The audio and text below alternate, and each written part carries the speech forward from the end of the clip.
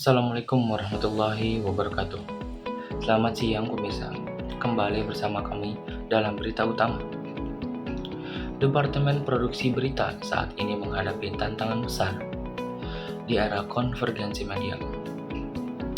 Tuntutan kecepatan disverifikasi platform dan kebutuhan verifikasi data yang tinggi membuat alur kerja manual rentan terhadap kesalahan dan efisiensi. Untuk mengatasi hal ini, diperlukan strategi baru. Salah satunya adalah Computer Assisted Reporting atau biasa disingkat CAR. CAR ini diyakini sebagai kunci untuk mengoptimalkan kinerja produksi pemberitaan di tengah tekanan waktu dan keterbatasan anggaran yang kerap menjadi hambatan utama dalam jurnalisme data. Definisi dan 3 pilar konseptual. Apa itu CAR? CAR adalah strategi yang memanfaatkan komputer untuk mengumpulkan, menganalisis, dan memvisualisasikan data sebagai bagian integral dari proses produksi berita. Optimalisasi kinerja ini didasarkan pada 3 pilar konseptual yang saling terintegrasi. Manajemen media yang pertama, mengelola SDM teknologi dan sistem kerja sejalan dengan prinsip profesionalisme.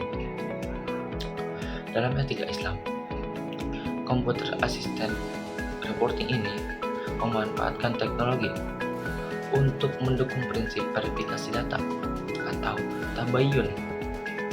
Jurnalisme data dan sains menempatkan data sebagai sumber berita utama dengan kerangka ilmiah yang mencerminkan semangat pencarian kebenaran atau al-haqqah.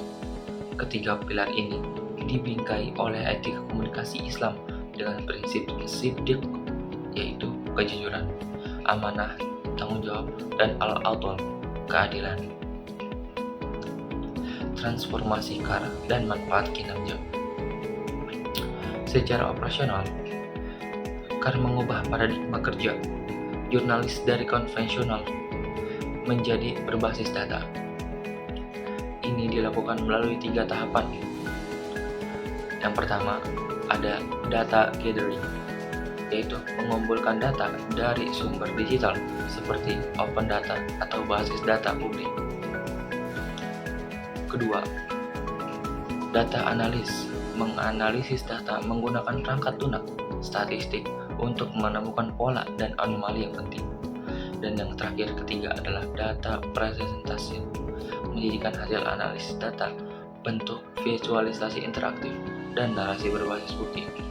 Integrasi CAR ini telah diadopsi secara global oleh newsroom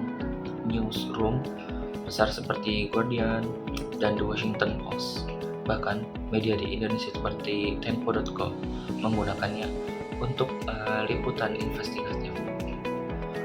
Data menunjukkan bahwa penerapan CAR memberikan manfaat signifikan bagi kinerja produksi,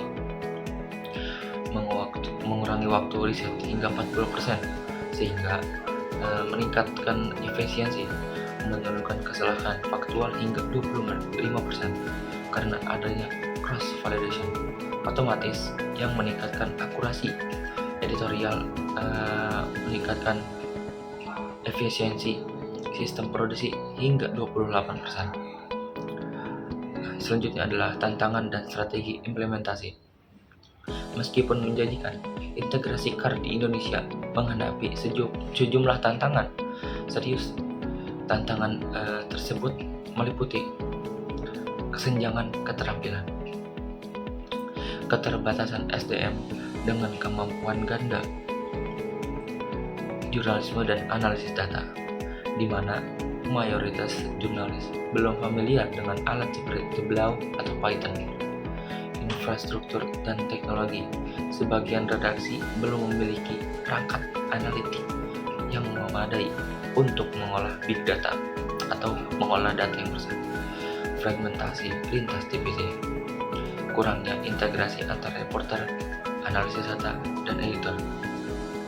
Selanjutnya adalah tantangan etis penggunaan algoritma berisiko menciptakan bias, sehingga diperlukan kontrol etis berbasis nilai amanah dan maslahah agar data tidak dimanipulasi.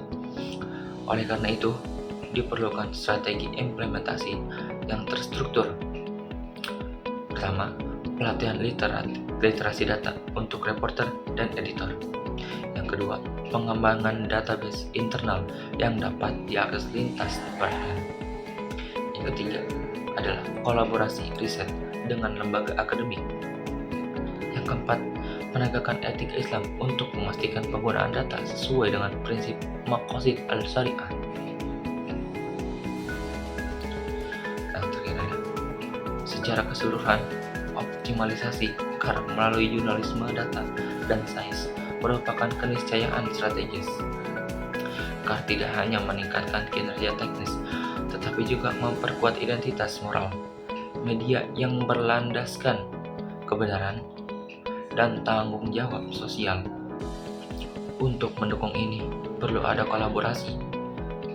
Akademisi didorong untuk mengembangkan kurikulum jurnalisme data Islami.